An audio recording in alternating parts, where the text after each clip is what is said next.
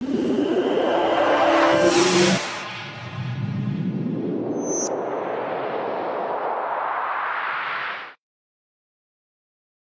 जय श्री राम में आपका स्वागत है। कैसे आप सभी? आज हम देखने वाले हैं शेफ चिदंबरम। दोस्तों, मूवी की शुरुआत में एक पंचर वाले को देखते हैं। आज उसकी दुकान पर बहुत भीड़ भी होती है। पता है क्यों? क्या करता है वो? उसकी दुकान के थोड़ा ही पीछे ना वो बहुत सारी कीड़े डाल देता है, जिससे होता ये है कि जो भी गाड़ी वहाँ पर आती है लगभग सभी गाड़ी पंचर हो जाती है और सामने उसी की दुकान होती है, तो सब वहीं पर जाकर बनवाएंगे। इसलिए उसकी दुकान मस्त चल रही होती है। अब पंचर वाले के ऐसा करते ही एक तेज़ रफ्तार कार वहाँ पर आती है एंड उसकी नुकीली कीड़ों की वजह से वहाँ पर उसका एक्सीडेंट हो जाता है। इसी के साथ यहाँ से सीन दूसरी तरफ शिफ्ट होता है और हमें कुछ दिन का पहले का सीन दिखाया जाता है, जहाँ पर एक अनाथ आश्रम को देखते हैं जिसे कुछ गुंडे खाली करवाने के लिए आए हुए थे।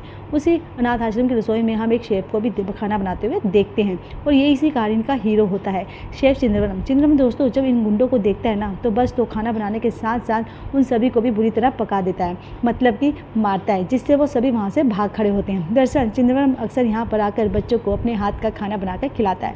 अब इन गुंडों के बारे में जब इस आश्रम के मैनेजर से पूछता है तो पता चलता है कि ये जो प्रॉपर्टी है ना किसी बड़े बिजनेसमैन अविनाश शेट्टी के पिता ने दान किया था, पर उस वक्त पेपर्स में ज़मीन ट्रस्ट के नाम नहीं हो पाई थी और अभी तो अविनाश के पिता नहीं रहे, तो इसलिए इस चीज़ का वो फ़ायदा उठाकर इस ज़मीन को वापस लेना चाहता है। मैनेजर कहता है कि हमें आश्रम की प्रॉपर्टी को डॉक्यूमेंट चलाने के लिए 15 लाख रुपए की जरूरत है, इसलिए हम पैसों की कमी के कारण मजबूर हैं। तो अब लगता है कि इन गुंडों की वजह से इन बच्चों के ऊपर से छत भी चली जाएगी, क्योंकि अविनाश तो मानेगा नहीं और अपने गुंडे यूँ ही भेजता रहेगा। दोस्तों ये सारी बात सुनकर चिदंबरम कह देता है कि भगवान सब कुछ ठीक कर देगा, आप चिंता मत करो। लेकिन दोस्तों प्रॉब्लम यह है कि उसकी भी एक ज़मीन प्रॉपर्टी होती है जो कि बीच होटल है, उसने अभी अविनाश के पास गिरवी रखी हुई थी और अब वह उस प्रॉपर्टी के पैसे देकर अविनाश से उस बीच वाली प्रॉपर्टी वापस लेना चाहता था, पर दोस्तों उसके पास अभी इतने पैसे नहीं होते कि वो अपनी ज़मीन को वापस पा ले। सीन यहाँ से शिफ्ट होता है अविनाश की तरफ, जिसने हाल ही में मोना नाम की एक औरत के साथ दूसरी शादी की थी। यहाँ अविनाश अपने गुंडों को पीट कर आने के लिए काफ़ी फटकार भी लगाता है। फिर गुंडों के जाने के बाद वहाँ पर एंट्री होती है चिदंबरम की, जो यहाँ पर अपने बीच होटल के बारे में बात करने के लिए आया हुआ था। यहाँ दोस्तों अविनाश को नहीं पता होता कि चिदंबरम ने ही उसके गुंडों को मारा है। फिलहाल चिदंबरम के पास अभी तक पैसों का इंतजाम तो नहीं हो पाया था, इसलिए वो अविनाश के 1 महीना की मोहलत और मांगता है, जो कि अविनाश उसको दे देता है। वो कहता है कि अगर 1 महीने में इंतजाम नहीं हुआ तो तुम्हारी प्रॉपर्टी पर मैं कब्जा कर लूँगा। बेचारा चिदंबरम क्या ही करता, वो चुपचाप वहाँ से चला जाता है। इसके बाद हमें कहानी में अगले कैरेक्टर इंट्रोड्यूस करा जाता है, जो कि एक करप्ट पुलिस वाला होता है मोहन। मोहन इतना भ्रष्ट होता है कि वह टायर में हवा भरवाने तक के पैसे नहीं देता और गरीबों के पैसों को तो छोड़ता भी नहीं है। तभी मोहन के पास अविनाश का कॉल आता है, जो कि मोहन से कहता है कि मुझे आश्रम वाली प्रॉपर्टी पर कब्जा जमाने के लिए तुम्हारी मदद चाहिए, इसलिए कल मुझसे आकर मिलो। मोहन कहता है कि ठीक है मैं आ जाऊँगा, और ये अविनाश मोहन से बात कर ही रहा होता है कि तभी अविनाश की बीवी मोना को उसके एक्स बॉयफ्रेंड विक्की का कॉल आता है, जो कि मोना से कहता है कि तेरी भी शादी हो चुकी है और मेरी भी, लेकिन जब तुझे कॉल करूँ तो उठा लिया कर, वरना मेरे पास अभी भी तुम्हारे वो वीडियोस पड़े हुए हैं, समझ मुझे, जिसमें तुझ मेरे साथ जो हो, अगर ये वीडियो बाहर आ गए तो सोच लो तुम्हारा क्या होगा, और जो तुमने अमीर आदमी से शादी की है ना पल भर में छोड़ देगा, ध्यान रखना।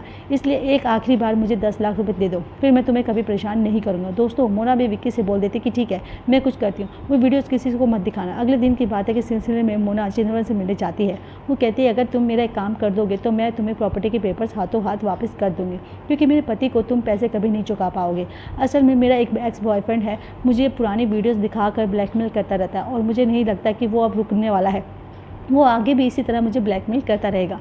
मुझे इसलिए तुम प्लीज़ उससे मेरी वीडियोस और फ़ोटोज़ निकलवा लो, वगैरह वगैरह सब जो है वो सब मुझे वापस दे दो और डिलीट करवा दो, मतलब उसके पास कुछ ना रह जाए। चिदंबरम को भी दोस्तों अपनी प्रॉपर्टी के पेपर चाहिए होती है, इसलिए वो काफ़ी सोच कर काम के लिए हाँ कर देता है।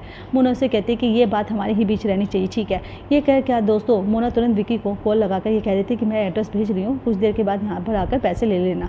ये एड्रेस था दोस्तों चिदंबरम के फ्लैट रुका, तो विक्की जल्दी से चिदंबरम के फ्लैट में पहुँच जाता है, जहाँ उसे फोटोज़ और वीडियो के बारे में जैसे ही चिदंबरम बात करना शुरू करता है तभी विक्की के फ़ोन आ जाता है, तो वो बालकनी में चला जाता है और वहाँ पर उसके पैंट के पीछे से पॉकेट में से एक दूसरा फ़ोन नीचे खड़ी कूड़े की गाड़ी ले जाने वाली गाड़ी में गिर जाता है। अब दोस्तों इस फ़ोन की स्टोरी की इंपॉर्टेंस क्या है ये हमें कुछ देर में पता चल जाएगी। खैर विक्की को तो पता ही नहीं था चलता कि फ़ोन गिर गया है। वो अपने फ़ोन में मस्त बात करके वापस चिदंबरम के पास पहुँचता है और सामने रखी मूँगफली खाते हुए उससे बातें करना जारी रखता है। यहाँ अचानक से विक्की के गले में मूँगफली अटक जाती है, जिससे वह सांस नहीं ले पा रहा था। ये देखकर चिदंबरम जल्दी से गिलास में पानी लेकर उसके लिए आ जाता है और जब वो देखता है कि विक्की की हालत बिगड़ती जा रही है और वो घबरा भी जाता है। उसके हाथ से पानी का गिलास नीचे गिर कर टूट जाता है। हालांकि किस्मत से विक्की तुरंत ही सही हो जाता है। वो कहता है मैं इतनी आसानी से नहीं मरूंगा। इतना कहते हुए वो उठता है और जो पानी से भरा गिलास चंद्रमा के हाथ से छूट कर टूट गया था उसी की जगह पर विक्की का पैर रखता है और वो फिसल कर गिर जाता है। उसके सिर पर चोट लग जाती है और जिसकी वजह से उसकी मौत हो जाती है। ये देख कर चंद्रमा की हालत ख़राब हो जाती है और मन ही मन सोचता है कि अगर मैंने किसी को बताया कि एक्सीडेंट था तो कोई मेरी बात का विश्वास नहीं करेगा, सभी को लगेगा कि मैंने इसको मारा है। इसलिए दोस्तों चंद्रमा विक्की की बॉडी को अपने बेडरूम में ले जाकर बेड के अंदर छिपा देता है, जिससे वो शाम होने के बाद ठिकाने लगाने की सोचता है। अब इसके बाद ही सीन हो जाता है एक डॉन की तरफ, जो कि अपने फ़ोन को ढूंढ रहा होता है।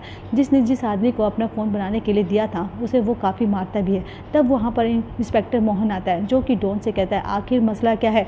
इस पर डॉन कहता है कि मैंने इस कमीने को अपना फ़ोन बनाने के लिए दिया था, उस वक्त मुझे कुछ काम आ गया था, मैं चला गया था। इसने कहा कि फ़ोन मैं कल बनाकर दे दूंगा, तो मैंने इसको खास आदमी विक्की से कहा कि तुम कल मेरा फ़ोन बनाने के बाद उसको लेते आना। अब दोस्तों जाहिर है कि उस फ़ोन में कुछ तो खास ज़रूर होगा, इस तभी ये दोस्तों इतने परेशान हैं। और ये वही फ़ोन है जो कि वो उसको बात करते हुए विक्की की पॉकेट से उस गाड़ी में गिर गया था।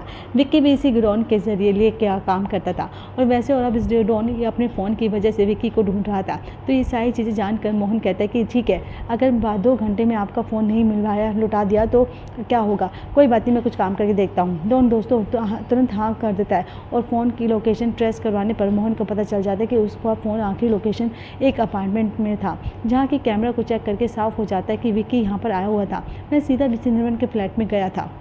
इधर चंद्रमन की मुसीबत बढ़ती जा रही थी। लाश को छुपाने के बाद उसके घर में अपार्टमेंट का नए एग्रीमेंट के लिए उसके साइन करने आया था। तभी उसकी पेटी खोलते हुए चंद्रमन के रूम में बंद हो जाती है, जो कि बाहर बंद करते ही लॉक हो जाता है। जैसे तो वो बच्ची खेलते खेलते उस कमरे में फंस जाती है और कुछ ही पलों में चंद्रमन के घर में हो जाती है भीड़। ताला तोड़ने वालों को बुलाया जाता है, जिस दौरान चंद्रमन अपने अपार्टमेंट ओनर से कहता है कि ये मेरा बेडरूम है, ये मैं जानता हूँ कि कैसे अंदर से आएगा, इसलिए दरवाज़ा खुलते ही वह अंदर जाकर बच्ची को बाहर लेकर आ जाता है। दोस्तों दरवाजा खुलते ही ठीक ऐसा ही होता है, बच्चे के बाहर आते ही सभी वहाँ से चले जाते हैं और चंद्रमन के पोल खुलने से बच जाती है।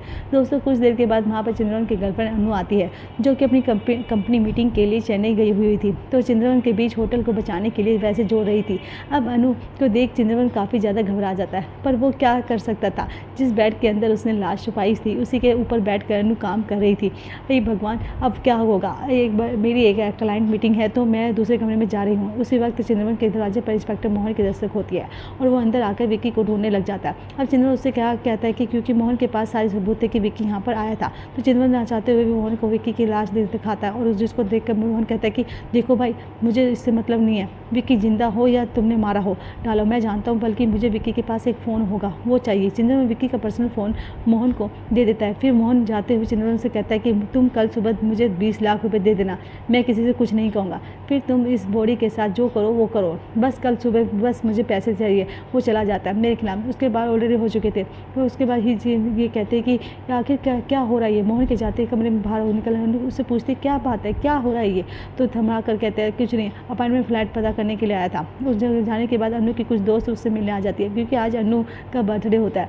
ये चंद्रमन भूल गया था, इसलिए वो पहले अनु से उसके लिए माफ़ी मांगता है और फिर अब सभी साथ में सेलिब्रेट भी करते हैं बर्थडे को। दोस्तों जो अनु के सब फ्रेंड्स आई थी ना, उनमें से एक अपने डॉग के साथ आई थी। तो कुछ देर के बाद जब अनु की फ्रेंड अपने डॉग को ढूंढते हुए चंद्रमन के बेडरूम में पहुंचती है, तो वहाँ जाते ही वो जोर से चिल्लाती है, क्योंकि बेड के अंदर जहाँ पर चंद्रमन ने विक्की की लाश को छुपाया था वहाँ पर डॉग पर पड़ा हुआ था।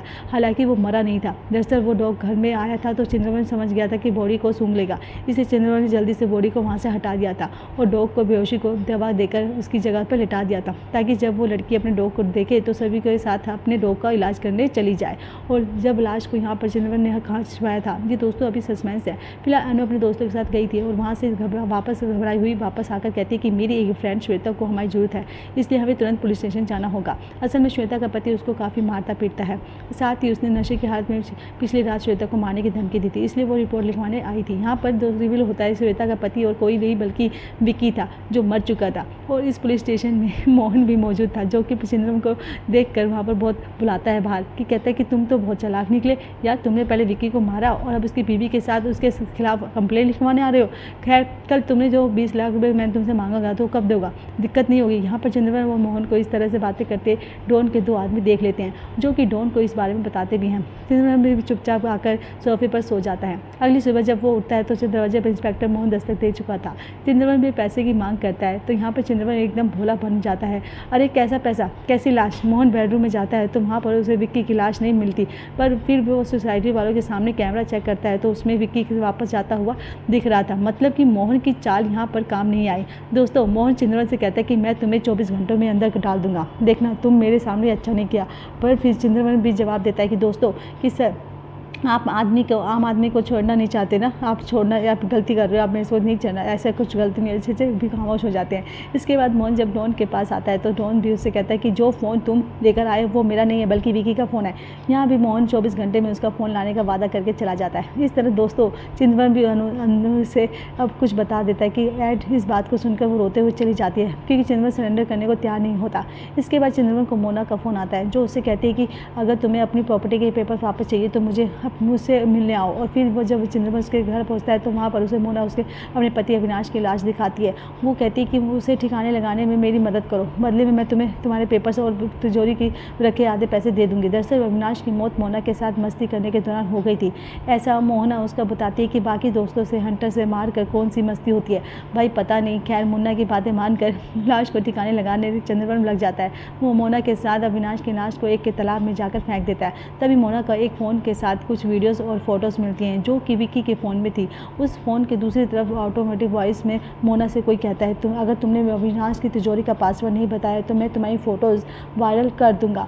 अब बस फिर क्या था दोस्तों, मोना का पासवर्ड बताना पड़ता है और कोई उस तिजोरी खोल कर सारे पैसे लूट लेता है। इसी बीच वहाँ पर डॉन के वो जो दोनों आदमी थे इन पर नज़र रखे हुए थे, जिन्हें डॉन ऑर्डर देता है कि उठाकर लेकर आओ दोनों को। अगले ही पल में चंद्रमन और मोहन को डॉन के सामने देखते हैं, जहाँ डॉन चंद्रमन से पूछता है कि तुमने विक्की की लाश के साथ क्या किया। चंद्रमन उन्हें बताता है कि मैंने पहले विक्की की लाश के टुकड़े किए और फिर बिरयानी बनाकर एक पार्टी में भिजवा दी, जहाँ सभी ने बिरयानी बड़े चाव से खाई। बाकी रही आपके फ़ोन की बात तो वो मुझे नहीं पता कहाँ है। चंद्रमन अपने हाथों को खोलकर सभी गुंडों को डॉन को बुरी तरह से मारकर चला जाता है। दोस्तों, मोना भी चली जाती है एंड इस पॉइंट पर डॉन अपने उन्हीं दोनों आदमियों को उनके पीछे जाने के लिए कह देता है। साथ ही यहाँ पर मोना और चंद्रमन का पीछा मोहन ने भी कर रखा था। बीच रास्ते में डॉन के दोनों लोगों की गाड़ी खराब हो जाती है और थोड़े आगे जाने पर चंद्रमन की गाड़ी नुकीली कीलों के कारण हवा में उछल जाती है। और यही वो शुरुआत वाला सीन था जो गाड़ी का एक्सीडेंट देखकर पंचर वाला जिसने कील फेंकी थी वो भाग जाता है।